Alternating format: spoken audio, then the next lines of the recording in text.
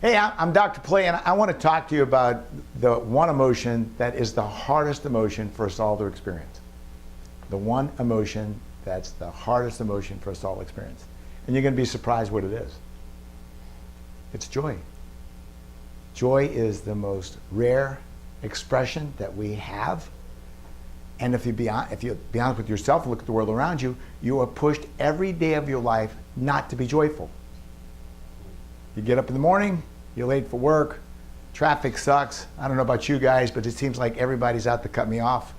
You get to the office, you're always late. You got unbelievable tasks to do. You know, the truth is just enjoying the moment, just being serene is often the only way we can even just break even. And a lot of times that's all we're trying to do, break even. But when I talk about the experience of joy and happiness, I'm talking about way above the Serenity Prayer. I'm talking about those times in life that you absolutely feel that life's worth living. Now, for whatever it's worth, at birth we're conditioned not to be joyful. From the time that I can remember, and if you look back at your own history, you'll probably see the same thing.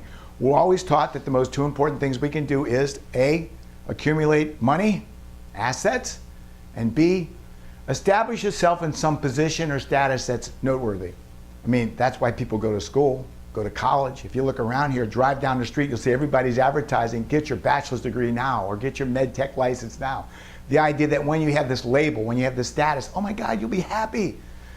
But the truth is, if it really was about money and position and status, and that's all it took, then all of us should be having the potential to be joyful. The potential to be joyful. Because I can tell you, working with lots and lots of clients from my own experiences, I have people that have all the money they could ever want to have. They've got significant status and position because they own the company. They're not going to go anywhere else with it. And yet, when I ask them what is the number one issue they have in their life, they'll say, I'm unhappy. You're unhappy. Yeah. And why are you unhappy? And they'll go through these long lists of things that people have done to them to affect their serenity. They'll go through these long lists of things, topics, people, topics, and situations that have deprived them from being happy, when actually, when it gets down to it, any of you at any time, at any moment, should have the capacity to be happy right where you are. Right where you are. Because the battle of the wits and the battle of negativity is here. It's right here. It's the way you look at the world around you. Is your glass half empty or is your glass half full? Do you have within yourself the ability to be quiet, to be still, and to purge yourself of all those negative ideas and set yourself at least on an even playing field to experience joy, to experience life? You know, you might have heard me say this a few times, but I love it. And it goes something like, optimism won't guarantee success, but pessimism will guarantee failure. Now, I can tell you, I really enjoy life. And Carrie will tell you that at times she'll say, what are we doing tonight? Because there's a certain dependency on me that I'm going to figure this out. When I figure this out, it's typically because I know in my heart there's something out there if I go looking for it. When I look for those opportunities to have fun, sometimes I've got to overcome obstacles that attempt to prevent me from the experience of fun. And if you do agree with me that the beginning of that process is to have the freedom to enjoy life, then you also have to go with this notion that you've got to be positively motivated, and you've got to look for positive people, and you've got to look for positive situations for you to enjoy life. Do you know that the highest incidence of arrests in our city is during Christmas, holiday season? Joy to the world. What? Here comes Santa Claus, here come. What? Yet, that's all you hear on the radio. But people still borrow money to buy gifts under the hopefulness that I will make you joyful if I give you a box with a ribbon on it and it's exactly what you want. Or haven't you noticed, when you get exactly what you want, is it ever really enough? The idea that a material thing, something that you could buy or purchase or acquire, could ever satisfy you for the rest of your life? But what if, and I do mean what if the idea of the pleasure and the idea of the harmony and the idea of the joyfulness of your life starts within. What if it's not about what I acquire? What if it's not about what I attain?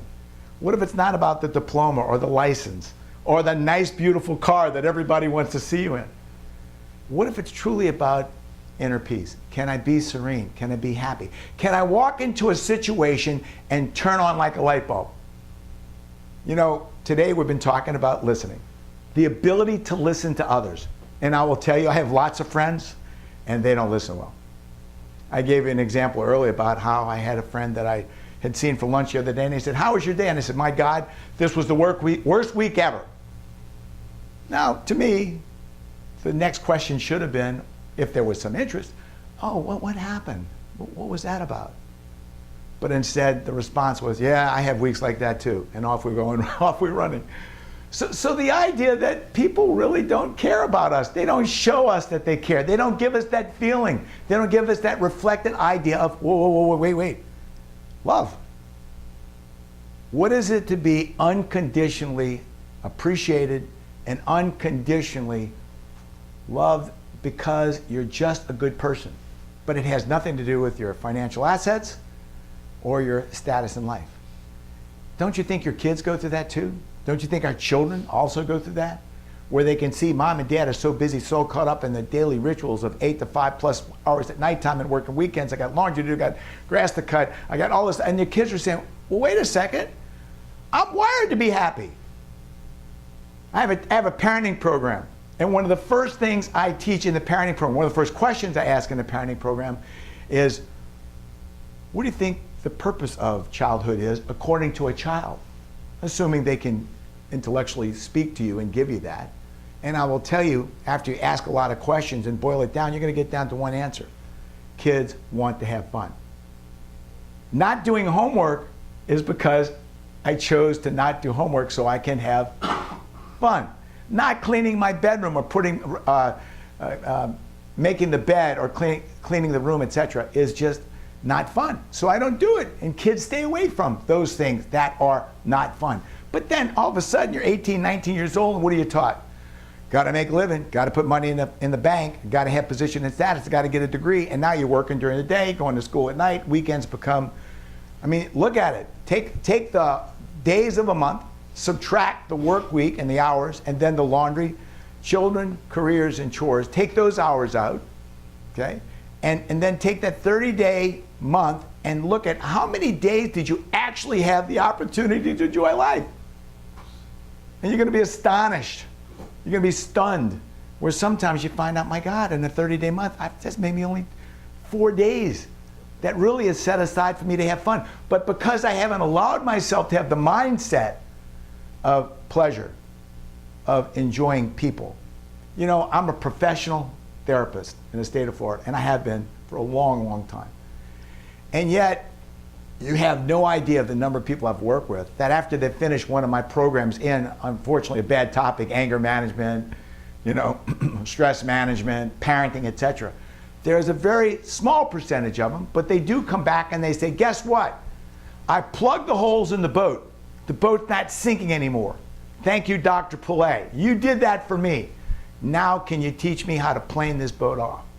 Can you teach me how to put an engine on this puppy, put some high-octane fuel on it, and let's get this puppy really going? And that's what I love doing. I like taking people that were not being very successful, breaking even, if you will, treading water, if you will, and teaching them how to be an athletic swimmer. Because that's the fun part of life.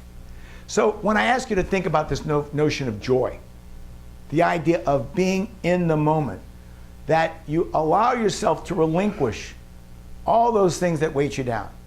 Stress, it's there, and it'll never go away. Don't ever tell me you can't have fun today because you're what? You're stressed. Don't tell me you can't have fun today because today's a bad day. All these things that cause you to have the experience of bad day truly are here, right here. Because if you can find yourself the freedom to be in the present moment, and you can find yourself to be in that place around you, that there is that freedom of expression, then I think you're going to find, yeah, you can do this. You can pull this off. When people laugh, their blood chemistry changes. Did you know that? Did you know that when you laugh hard, your blood... I'm out last night and I'm dancing at a place out on St. Pete Beach, and I am dying laughing. Nobody's telling me jokes. There was no comedy routine on stage. Truly. And you know what? You might ask what you were drinking. But the idea that over time I have found a way to be in the moment with good music and good people, and it brings about laughter. You know what? It's cool. Earlier I told you listening is a learned skill.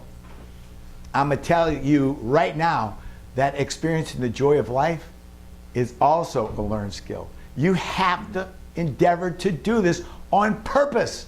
You've got to find ways to get rid of these limiting factors all around you, because you've been conditioned to think about, how do I earn more? How do I make more? How do I acquire more? What do I have to do? And you fill yourself with these negative energies that no wonder you're not having fun.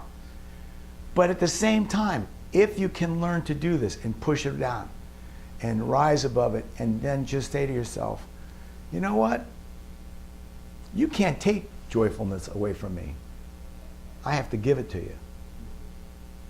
You can't take away happiness. I have to give it to you. Now think about that. Today, what decision, what commitment have you made to not give it up? What decision have you made to find a place, a space, a time, and an opportunity today, tonight, for you to go out there and truly experience what you're supposed to experience, which is the joyfulness of life and of being with close friends? You know, there's that saying about enemies come and go, but friends friends come and go, but enemies accumulate. Yeah. It's kind of funny, isn't it? Well, it's bullshit. You're going to find that when you have the ability to be enjoyable, when you have the ability to give, hey, wait, ready? Unconditional positive regard. When you have the ability to enjoy your friends because they're with you and not have to have a reason. When you have the ability to accept from them what's going on in their life and not have an opinion about it that's negative or damaging or berating, they want to be with you. Why? Because you're the breath of fresh air. You know, you're the fresh air, that aroma that comes off the ocean when you're standing on the beach. You're the person I want to be with when my times are sour, when my times aren't good, because you enable me to have this thing called fun. My last thought on this has to do with synergism. Synergism. I know, it sounds like a big word, but it's not. It's a word that has to do with this inexplicable event that when 1 + 1 is added together, it's more than 2. What I'm talking about, have you ever noticed that when you get together with certain friends, that the fun, the frivolity, the pleasure is way beyond what each one of you could have done by yourselves? The idea that when you have people that have that karma, I'm a big believer in karma. You know, Carrie can tell you, I believe I have a sixth sense, because sometimes I've got intuition and sometimes it's some magic to the things that have happened to me in my life. And it's always been because I knew about it ahead of time. But when it comes to people and it comes to friendships, have you ever noticed that some people you meet and it's like, I feel like I've known you all my life? Have you ever noticed that some people you meet, synergism, I don't really know you, and you don't really know me, but we have found that we laugh and we chuckle and we enjoy and we stay together, right? Isn't that one of the conditions of romance? That when I met you, you helped me feel good about myself and the experience of life became better? Isn't that the whole notion of having a family, that we as a family, when we're together, we identify with each other in such a way that life's more entertaining? But I'll tell you, when it comes to this notion of having fun and having pleasure and happiness in life, I'm going to ask you to embrace those people around you that are close to you, that help it happen by itself, because it's an expression you have to invest in. The more you invest in it, the more you get out of it.